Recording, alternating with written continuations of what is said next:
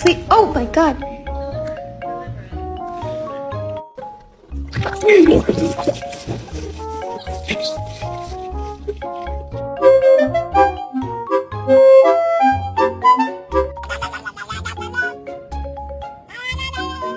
Time.